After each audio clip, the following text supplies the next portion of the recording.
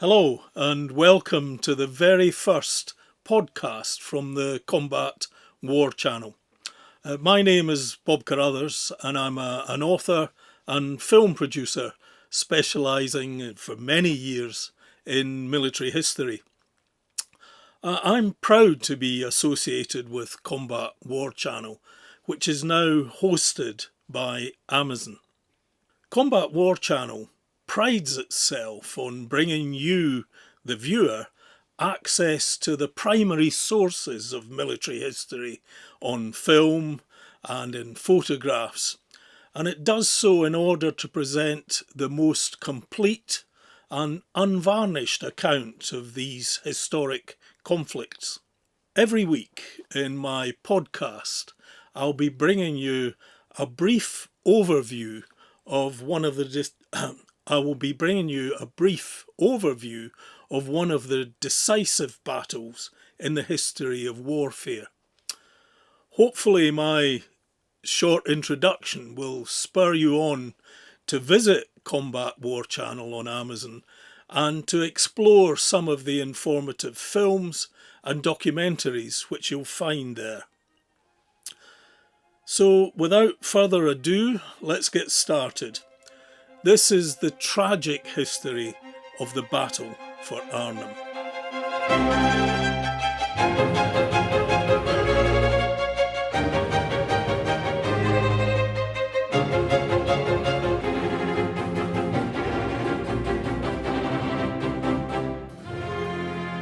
The Battle of Arnhem was fought in September 1944 and it formed part of the famous Allied Operation Market Garden.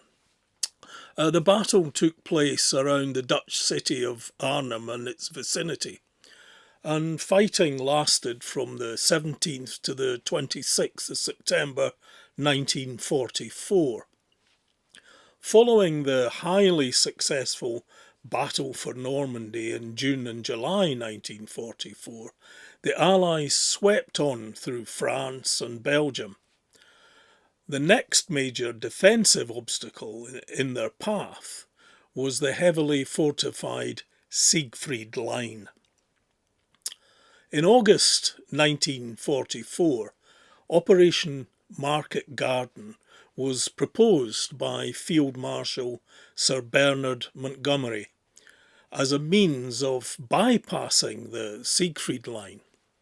Monty, as he was known, favoured a single push northwards over the branches of the lower Rhine River. This would allow the British Second Army to bypass the Siegfried Line and attack the important Ruhr industrial area. The plan was for the First Allied Airborne Army to capture the bridges to secure a route of advance by the Second Army.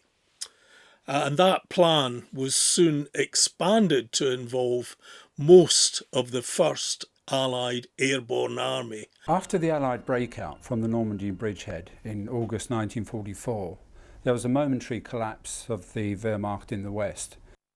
7th Army was really constrained to the Siegfried Line and was really the remnants of the once powerful 7th Army that had dominated the Normandy foreshore. 15th Army had been holding the Pas de Calais, where the Germans expected the major Allied assault to come in. And as they retreated eastward, they were bottled up in the area of the Scheldt estuary. It left a huge gap in the middle, and Montgomery quite rightly surmised that Allied forces could be thrust through that gap and punched straight into the heartland of Germany. Montgomery was conscious of the large reserve of trained airborne forces which were at his disposal, and he sought to incorporate an airborne element into the operation. He faced serious opposition from US generals such as Bradley and Patton, who favoured a more direct route. As Supreme General Eisenhower was under pressure from Washington to mount an airborne attack, Montgomery won out.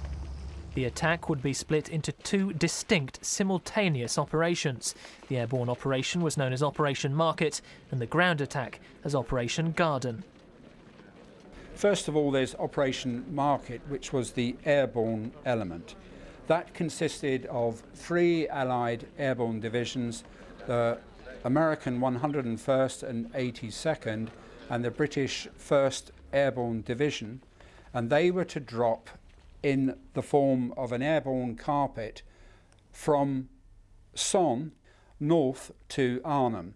That is a distance of some 96 kilometres, and the object of those landings was to secure what were 5 main waterways and 7 major river or canal crossing points en route. And the idea was to pave the way for the approaching ground forces, which was the garden part of the operation. Yeah, when the first wave on a Sunday afternoon, we left England, and the sky, if you say a full aircraft it was, there were layers upon layers of aircraft. And there was gliders behind Dakotas, any aircraft that could pull a glider, and all in different levels. And above them, there were hundreds of fighters all cruising around like gnats, all the way around. And down below, there was air sea rescue launches, zipping in between our path, in case anyone come down, they were picked up. American, British and Polish airborne troops were to be dropped in the Netherlands along the line of the ground advance, and that was due to be relieved by the British 30 Corps. The furthest north to be dropped were the British 1st Airborne Division. They landed at Arnhem, and their job was to capture the bridges across the Niederrhein, with the 1st Polish Parachute Brigade following on behind. 30 Corps was expected to reach Arnhem in 2, possibly 3 days maximum. The Airborne Division was told to expect only limited resistance from the German reserve forces, and a serious challenge to their operation was just not expected. So many of the men involved believed that the work they were about to undertake would lead to the end of the war. However, the plan went badly wrong. The 1st Airborne Division landed some distance from its objectives and met unexpected resistance from elements of the SS Panzer Corps who were in the area. It consisted of 2 panzer divisions who were resting and refitting at Arnhem. It was 8 miles from the place we dropped at Heilson to the bridge, and 8 miles with all the equipment and no transport. I mean, the Germans knew where we were going. Straight away, the only place of importance was the big bridge across the Rhine. So they knew where we were going, and they had a straight. On the other side of the Rhine, there was all their army and the tank corps all resting. They don't have to move them in. But we had 8 miles to run, even to get there. A recce unit under Major Goff was to race to Arnhem Bridge in their jeeps and motorcycles and seize it. However, the unit formed up late, and having travelled only a short distance was halted by a strong German defensive position. The decision had been taken to split the approach of 1st Parachute Brigade into 3 columns, each approaching the bridge by a different route. As a result, 2 of the 3 battalions of the 1st Parachute Brigade were slowed down by small German units. Gradually, reinforcements from the 9th SS Panzer Division arrived, and the German defences grew stronger and more determined.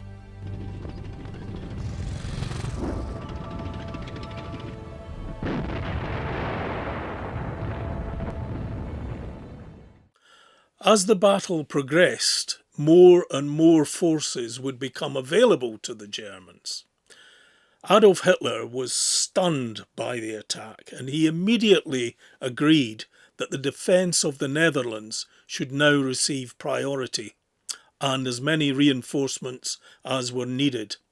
And those reinforcements included specialist units trained in urban warfare and some machine gun battalions.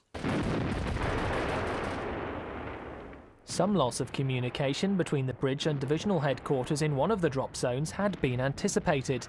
This was not surprising, as the drop zone was some 9 miles from the bridge, and astonishingly the main radio used throughout the division was the Type 22 set, designed to have an effective range of just 3 miles. Communication between 1st Airborne units was poor or non-existent, while German defences were increasingly being coordinated and reinforced. The only exception to the developing pattern of failure was Lieutenant Colonel John Frost's 2nd Battalion, which had advanced eastwards along the southernmost road into Arnhem following the line of the River Rhine. Gratefully, they found this route to the bridge largely undefended. Each day of the battle, the German military strength increased, while the British supplies and ammunition diminished. By the 21st of September, the 5th day of the battle, the German forces were estimated to have outnumbered the British by 3-1, and that superiority continued to increase. What was tragic was that only a very small British force was able to reach the Arnhem Road Bridge, while the main body of the division was halted by fierce German resistance on the edge of the town. There was no hope of rescue for the beleaguered paratroops. 30 Corps' advance north from Nijmegen was delayed due to the failure in the Battle of Nijmegen to secure the bridge before the ground troops arrived. The British paratroops were therefore not relieved on time. After 4 days, the small British force at the bridge was overwhelmed, and the rest of the division was trapped in a small pocket north of the river. The paratroops could not be sufficiently reinforced by the Poles, as they were supposed to be, or by 30 Corps, nor by Royal Air Force supply flights. After 9 days of fighting, the remnants of the division were withdrawn in what was known as Operation Berlin. Early on in the week, we were thinking, well, they've got time to come and relieve us yet. But when the tanks come and we're getting cut smaller and smaller, we thought we're not going to get out of here. And then on the last day, more or less, I'd been wounded twice after that. Then on the last day, they made a dash across the Rhine. See, the perimeter was holding, and anybody who could fire a rifle who couldn't walk, they left them there, and the rest of the men available tried to cross the Rhine. I got wounded another twice. I was a bit nosy. I poked my head round the tree and a lump of shrapnel hit me in the neck. And a lucky my mate said, "Oh, I've had a bit bigger cut shaving." And then the same next day I got hit again, a bit higher up on my neck, which put me out of action and took me to a field dressing station. Said, "Oh, you'll live." Put me a bandage on it, put me in a wound house, something like this. And the last day was about Sunday, it was. And it went all night long. The whole place has been shelled and bombed. Also, the 21st Army Group now was firing 25-pounders on extra range, and they were dropping a bit short sometimes. It's friendly fire business. And the house we was in, that's this shape but bigger, and the ceiling had all gone, and all the windows had gone. Some Dutch people with us, German, not many German wounded, and the rest was men on the staircase, in the bedroom, in the toilet, lying all over the place, men screaming and groaning. The Catholic padre going round, speaking to them, wiping their heads, you know, and things like that. And they took me in the corner of a room, just like this, in that corner, and it was dark, nasty. And somebody was lying next to me, and at the time I didn't know who it was, but in the night he was asking for Trinkwasser. What is it? The Bosch is broke. Anyway, he put his hand out, and I had my water bottle, so I gave him a drink of water. He was an SS sergeant. And I gave him a drink of water from my spare water bottle. And anyway, the night passed, and the next morning was deadly quiet. You couldn't believe how quiet it was. All the firing had stopped. And an SS colonel came in his long black coat and boots and his silver death's head on his head, you know. And he'd come in with a face that could cut glass, you know. He'd come sparking in here. And he's looking around and he's seeing this German next to me. So he came across to him and spoke to him. And he said he was asking him, I found out, listening carefully, he was asking him if he'd been taken care of. You know, had we looked after him? And he said, yeah, this comrade, me, had given him water to drink, and the colonel said, oh. And something happened there that I never thought in my wildest dreams that I'd shake hands with a flipping SS colonel. Well, I shot him the day before. And he came next to me, he shook my hands, and he said, Tommy, thank you, for you, the war is over. And he touched his hat with his cane and swaggered off. The Allies were unable to advance further, and the front line stabilised south of Arnhem. The 1st Airborne Division lost nearly 3/4 of its strength, and it didn't see combat again during the whole of the war. The Battle of Arnhem was a costly defeat, and the 1st Airborne Division never recovered. 3/4 of the division were missing when it returned to England, including 2 of the 3 brigade commanders, 8 of the 9 battalion commanders, and 26 of the 30 infantry company commanders. 8,500 Allied troops and airmen were killed, wounded or taken prisoner. The battle for Arnhem was the last German victory in the Second World War. And it certainly was a strategic victory which fixed the line of Allied advance. But it was nonetheless a costly success.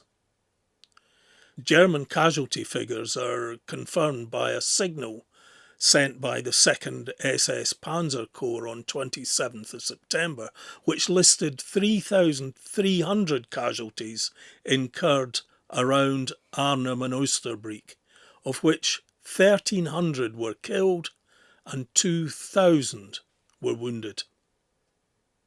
I hope you found this brief introduction has inspired you to want to discover more of the history of these traumatic events which occurred in September 1944.